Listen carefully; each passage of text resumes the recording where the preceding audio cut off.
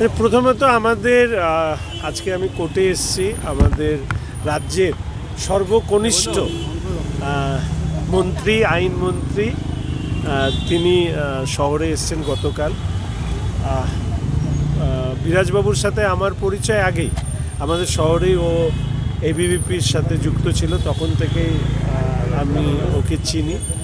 ইতিমধ্যে আমি মাননীয় মুখ্যমন্ত্রী এবং আমাদের মাননীয় আইনমন্ত্রীর কাছে আমি 4টে বিষয় উপস্থাপিত করেছি। আমি চাই যে এক্ষেত্রে সবার সহযোগিতা চাইব, সবার সহযোগিতা চাইব। এক, আমরা চাই যে উত্তরবঙ্গের কোনো একটি জায়গায়, যেহেতু আমাদের সার্কিট বেঞ্চ হয়েছে, আমাদের একটা সেন্ট্রাল ল ইউনিভার্সিটি হোক।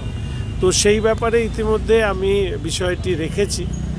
দ্বিতীয়ত হচ্ছে আমাদের এই কোর্টের বিল্ডিং, যখনই এসছে বিল্ডিং নিয়ে কথা উঠেছে। তো এখানকার যারা আইনজীবীরা আছেন তাদের মতামতটাকে মাথায় রেখে এই সমস্যার সমাধানটা হোক, সেটাও আমি বিরাজবাবু এবং মুখ্যমন্ত্রীর কাছে অনুরোধ রেখেছি। তৃতীয়ত হচ্ছে জিএসটি ট্রাইব্যুনাল একটা নর্থ বেঙ্গলে, এটাও আমি যখনই গিয়েছি তখনই সবাই বলেছে। তাহলে সেটারও বিষয়ে আমি ইতিমধ্যেই একটা চিঠি এই বিষয়ে করা হয়েছে।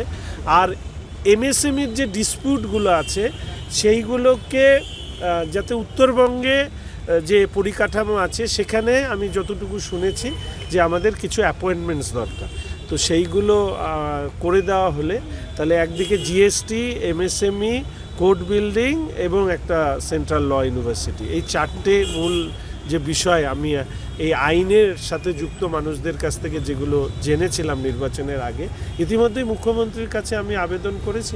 আজকে মাননীয় আইনমন্ত্রীর কাছেও এই বিষয়টি বলব। আজকে মূলত এখানে কর্মসূচি প্রথমত আমাদের শহরেরই ও ছেলে, ফলে আমাদের আইনমন্ত্রীর সাথে দেখা করা, বিষয়গুলি তার সামনে আরেকবার তুলে ধরা। গ্রেফতার করা হলো না কেন?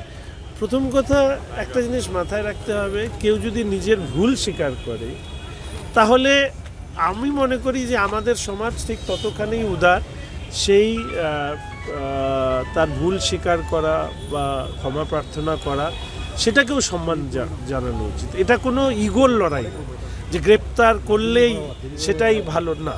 আমি মনে করি যে এক্ষেত্রে উনি তার ভুল স্বীকার করেছেন, তিনি ক্ষমা প্রার্থনা করেছেন, ব্যাস সমস্যাটা মিটে গেছে। এবং আমাদের প্রত্যেকের এটা উচিত মাথায় রাখা যে সমাজে সংবেদনশীল বিষয় নিয়ে এমন কোনো মন্তব্য করা উচিত না যা নিয়ে অনাবশ্যক বিতর্ক তৈরি হয়।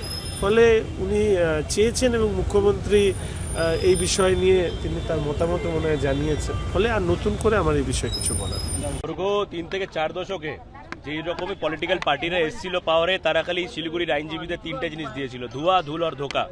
এর বাইরে কিচ্ছু হয়নি। দীর্ঘদিন ধরে প্ল্যানটা পাস করা ছিল, এখনো পর্যন্ত পলিটিক্যাল উইলের জন্য প্ল্যানটা এখনো পর্যন্ত স্যাংশন বলতে গেলে বিল্ডিংটা হয়নি। ইভেন কি ফলকও লাগিয়ে দিয়েছিল, কিন্তু ফলকটাও গায়েব হয়ে গেছিল, আমি শুনলাম আইনজীবীদের কাছ থেকে।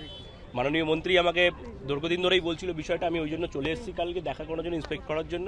ইন্সপেকশন করে আমি সবাইকে এতটুকু সন্তুষ্ট করলাম যে 100% এই ভব্য একটা বিল্ডিং এখানে হচ্ছে, আইনজীবীদের জন্য থাকবে সেখানে ব্যবস্থা, এবং যারা বিভিন্ন মাধ্যমে যারা আসছেন এভিডেন্স দিতে বা সাক্ষী করতে, তাদের জন্য ব্যবস্থা আমরা এখানে রাখছি ভালো করে।